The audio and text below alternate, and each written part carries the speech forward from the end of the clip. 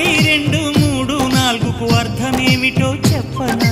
చెప్పుకో, త్వరగా చెప్పుకో. ఒకటంటే ఒకటిగా అడుగేద్దాం, రెండంటే రెండు గుండెలను ముడిపెడదాం, మూడంటే మూడు ముళ్ళేసి ఆ తర్వాత నాలుగు కాలాల పాటు కలిసుందాం.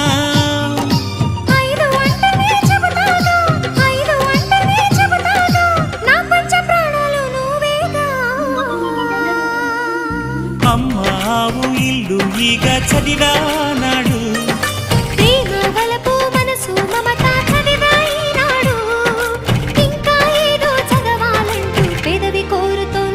భలేగా కొత్త చదువు చదువు, ఇలా నా ముద్దు కవిత చదువు, చెలి మురిపాల కథలు చదువు.